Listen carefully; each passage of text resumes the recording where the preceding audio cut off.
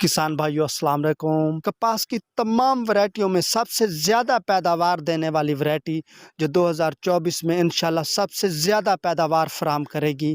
अगर आप कपास के काश्तकार हैं या कपास काश्त करने का इरादा रखते हैं या आप सफ़ेद मक्खी की वजह से कपास की काश्तकारी छोड़ चुके हैं तो ये वीडियो आपके लिए है। इस तमाम वीडियो को मुकम्मल तौर पर देखें तो इंशाल्लाह इससे आपको जो रहनुमाई मिलेगी वो रहनुमाई आज से पहले आपको किसी ने भी फराहम नहीं की होगी। इस साल मैंने कपास की 5 वैरायटियाँ काश्त की हैं और ये पाँचों वैरायटियाँ नई वैरायटियाँ हैं। ट्रिपल जीन्स ग्लेफ फ्री हैं। 27 मई 2023 को मैंने सीजनल काश्त की हैं। तो इन पाँचों वैरायटियों में से सिर्फ एक वैरायटी ऐसी है जिसने मुझे सोच से भी ज़्यादा पैदावार फराहम की है और बाकी जो 4 वैरायटियाँ वो सफ़ेद मक्खी का निशाना बनी हैं। और उनसे जो हदफ था, जो उम्मीद थी, जो तवक्को थी, उन वैरायटियों के बारे में जिस तरह की पैदावार सीड सेलर बताते हैं तो वो उन वैरायटियों ने आधी पैदावार भी फराहम नहीं की। तो वो जो 5 वैरायटियाँ थी उनमें FH 333, Z-3, white gold, CKC 6 और सेटो 2023 या सेटो 547 भी हम इसको कहते हैं। तो FH 333 जिसके बारे में बहुत बड़ी धूम है, जो किसान सबसे ज़्यादा डिमांड करते हैं और जिसके बारे में बताया जाता है कि ये 80 मन पैदावार फराहम करती है, 70 मन पैदावार फराहम करती है। तो इस वैरायटी ने मुझे सिर्फ 29 मन पैदावार दी है।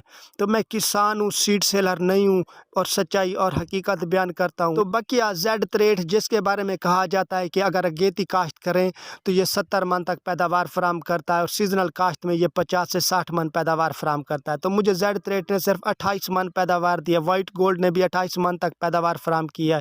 तो इसमें सिर्फ एक वैरायटी है CKC 6 जिसके बारे में बहुत ज़्यादा डिमांड करते हैं कि इतना मोटा टिंडा है, इतनी पैदावार देता है। तो इसने मुझे कोई खातिर खा पैदावार नहीं दी, तो इसने भी वही जो नॉर्मल पैदावार दूसरी वैरायटी ने दी है तो इसने भी मुझे वही पैदावार फराहम किया है।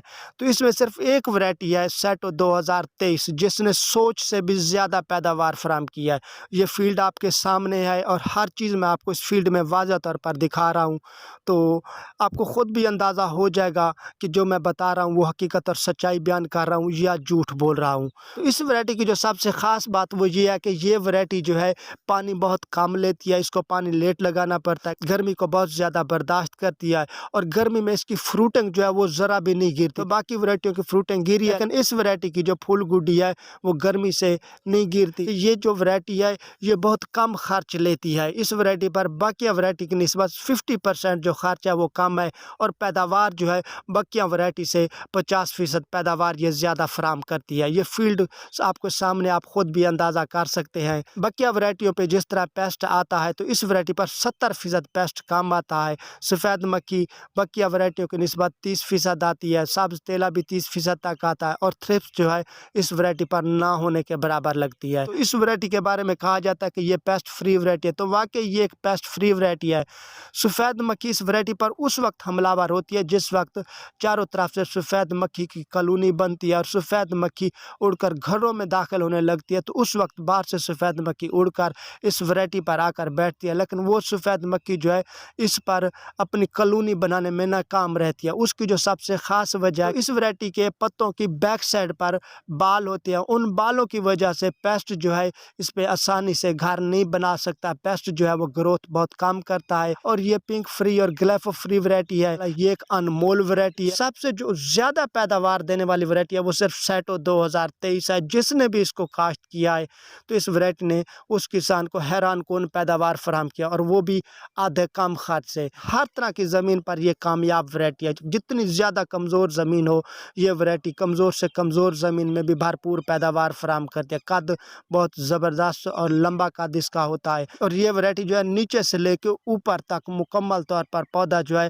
फल और फूल से लदा होता है और अपनी जिसामत से भी ज़्यादा पौधा वज़न उठाता है जिसकी वजह से यह पौधा झुक जाता है। तो ये जो वैरायटी है, जो मेरा जो जहाँ तक अंदाज़ा है कि आप सिर्फ 2 बैग यूरिया, आधा बैग DAP और 10 किलो पोटाश से आप 50 से 55 मन पैदावार बआसानी हासिल कर सकते हैं सीजनल काश्त की सूरत में। अगर आप इसको अगेती काश्त करेंगे तो बआसानी ये आपको 70 से 75 मन पैदावार फराम करती है, जो कि बहुत बड़ी पैदावार फराम करती है। तो इस सिर्फ सैटो 2023 को काश्त करें, पेस्ट से भी आपको निजात मिल जाएगी और कम खर्च से ये वैरायटी बहुत ज़्यादा पैदावार फराम करती है। इसके अलावा बाकी जितनी भी वैरायटी हैं, जिस वक्त सफ़ेद मक्खी उन पर हमलावर होती है तो उन वैरायटियों का सत्यानाश हो जाता है। वो वैरायटियाँ जो है आधी पैदावार भी फराम नहीं करती। तो ये वैध वैरायटी है, जो एक अनमोल वैरायटी है, इसका मुतबादिल कोई वैरायटी नहीं है। जो भी किसान कपास काश्त करना चाहता है तो वो सिर्फ सैटो 2023 या सैटो 2024 इसको काश्त करे, तो इंशाल्लाह ये वैरायटी आप लोगों को सोच से भी ज़्यादा पैदावार फराम करेगी। वो तमाम तर किसान जो सफ़ेद मक्खी से तंग आकर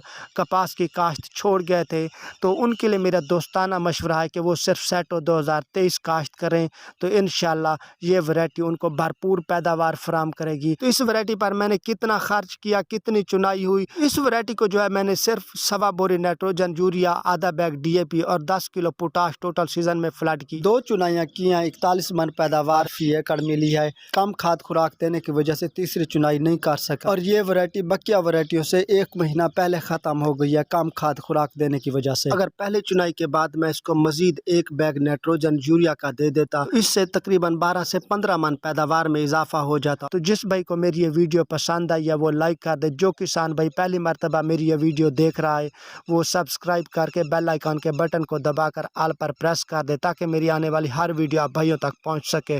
दुआ में याद रखिएगा। अल्लाह हाफिज़।